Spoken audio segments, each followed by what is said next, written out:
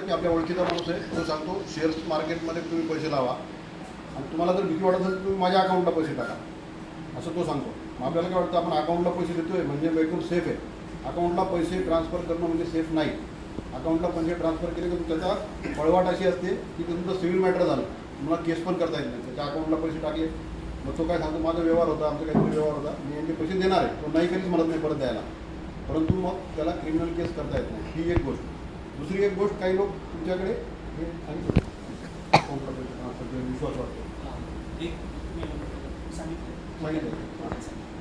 दुसरी गोष्ट कधी कधी तुम्हाला असं पण ऑफर येऊ शकते ओळखीच्या माणसाकडून की तुमच्या नावावर करंट अकाउंट ओपन करा तुम्हाला महिन्याला रोज एवढे पैसे मिळतील आणि मग तुमचं जो काहीतरी बिझनेस आहे तो तुम्हाला सांगताना खूप चांगलं सांगेल की असा बिझनेस आहे फक्त तुम्ही आम्हाला काहीतरी अडचण सांगेल की आम्हाला असे अकाउंट जास्त लागतात त्यामुळे एकाच अकाउंटवर लोड येतो म्हणून आम्हाला अकाउंट लागतं आणि मग तुमच्या अकाउंटमधून तो तुमच्याकडून त्या अकाउंटचे सगळे तिथे जे किट मिळतं बँकेतून ते किट सगळे घेऊन जाणार तुमच्याकडून आणि एक कार्ड पण तुमच्या नावाने तो काढणार सिम कार्ड ते सिम कार्ड पण घेऊन जाणार आणि त्या अकाउंटवर तो सगळे हे सायबर क्राईमचे पैसे त्याच्यात ते ट्रान्झॅक्शन करणार आणि सगळ्यात पहिले पोलीस तुम्हाला पकडणार आणि त्याच्यामध्ये क्लिअर इन्स्ट्रक्शन आहेत शासनाच्या की ज्यांचे कोणाचे अकाउंट वापरले जातात त्यांना सुद्धा याच्यामध्ये आरोपी म्हणून म्हणजे आपण 4 पैसे आपल्याला आरोपीच आहे आपण एक प्रकारे आपलं अकाउंट दुसऱ्याला वापरायला देणं हे गुन्हाच आहे.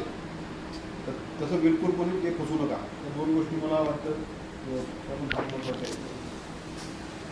आणि कुठलंही फ्रॉड करणारा हा India post India police Maharashtra police सांगितलं या नावाने तो करतो. तो सांगतो पाठीमागे तुम्हाला व्हिडिओ कॉल करणार पाठीमागे पोलीस जसं आम्ही बसतो आता इथं असं पोलीस स्टेशन दिसणार पोलीस दिसणार अजिबात काय नाही. आपलं पोलीस स्टेशन सगळ्यांना माहिती आहे पनवेल शहर पोलीस स्टेशन. असं काही झालं ते बंद करायचं. तुम्हाला पोलीस CBI कुठलाही काही सांगू द्या तुमचे पॅरेंट आपलं फॅमिली डॉक्टर असतो ना फॅमिली डॉक्टर तसं आम्ही तुमचे फॅमिली पोलीस आहे पनवेल शहर पोलीस. तुमच्या घरी कोणी आलं त्याला माझ्या बाबा थांब दरवाजा उघडायचा नाही काय घाई करायची नाही तुमचं आय कार्ड दाखवा प्रेमात सांगायचं. कधी कधी खरे पोलीस असतात पोलिसांनाही थोडंसं असं वाटतं की आम्हाला आय कार्ड विचारलं तर आय कार्ड विचारणं आपला अधिकार आहे. विचारताना आपण खूप उद्धटपणे न बोलता मग तुमचं आय कार्ड दाखवणे तर आम्ही आमच्या पोलिसांना फोन करतो. तिथे फोन नंबर आहे आपला पोलीस स्टेशनचा घेऊन जायचा फोन करायचा की असे लोक माझ्या घरी आले आणि मला वाटत नाही की ते पोलीस आहेत एवढी काळजी घ्यायची. दुसरी गोष्ट तुम्हाला इंडिया पोस्ट नावाने येणार नार्कोटिक्सच्या नावाने CBIच्या नावाने तसं सगळं दिसणार ते बिलकुल 100% खोटं.